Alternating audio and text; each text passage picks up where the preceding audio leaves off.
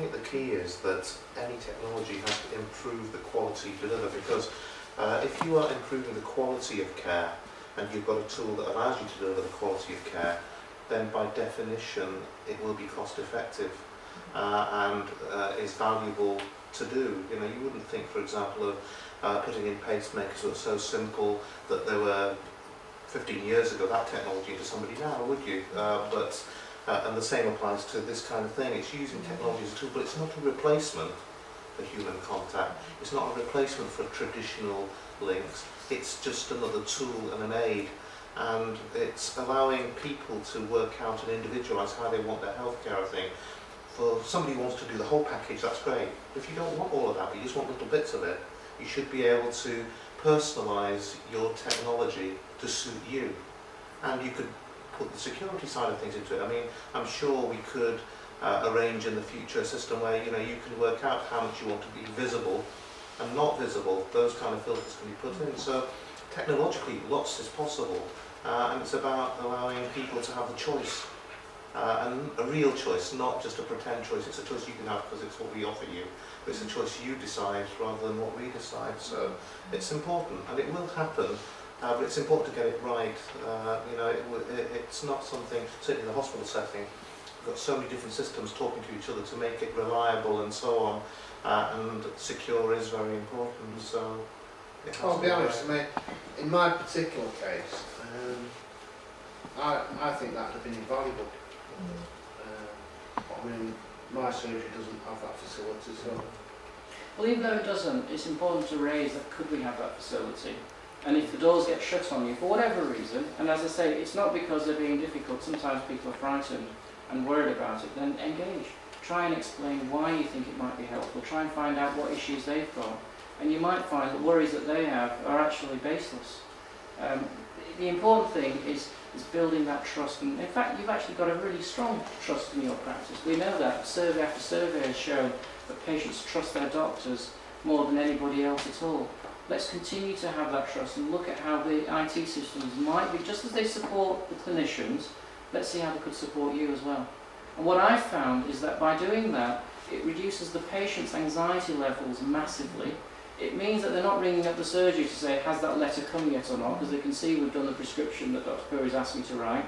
And it means that when you do come, you're not asking for what's my cholesterol or have I got diabetes or not, but actually saying, I know what my cholesterol result is, I've had a look at the map of medicine, I've seen that you've started me on a statin, but you've not given me very much advice about diet. Can we talk about diet instead? And it's that level of trust and that level or that ability for you to be able to look at the same page that I'm looking at, so that we can both share ideas. That's the power in all this, and that's about quality. I think, though, a new technology that's almost there now commercially will be handwriting recognition, so that you'll have a piece of technology you can actually write normally and it'll be input and recognised into a computer.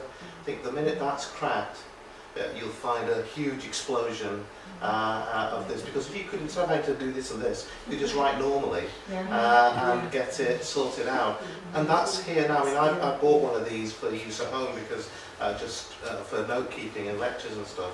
And it's not quite there yet, but it works if you write carefully. But that means that in 5 years' time, you'll have a bespoke product that will do it really, really well, like voice recognition. Well, I was going to say, in Morecambe Bay, they're actually trialling voice recognition, so you don't even have to write, you're just talking to them.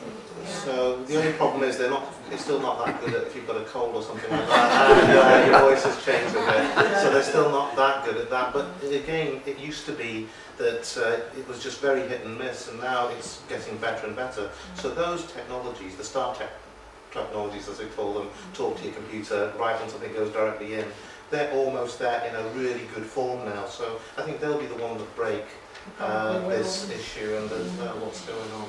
Yeah, people won't be as frightened of it, will they, as they are of, you know, the keyboard. It's an age group now where they're all technophobes, so it's very difficult to get people into the computers.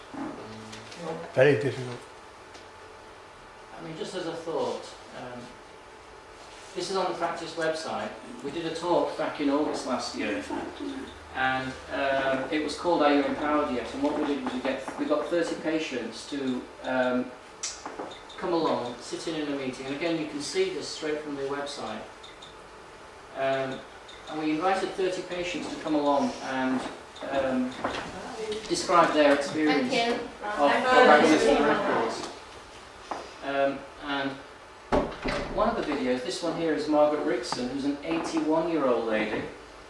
And when I first asked her to get access to her records when she was 76, she said, "Dr. Hannon, do you know, I don't even know where the front end of my... I don't even know where the front end...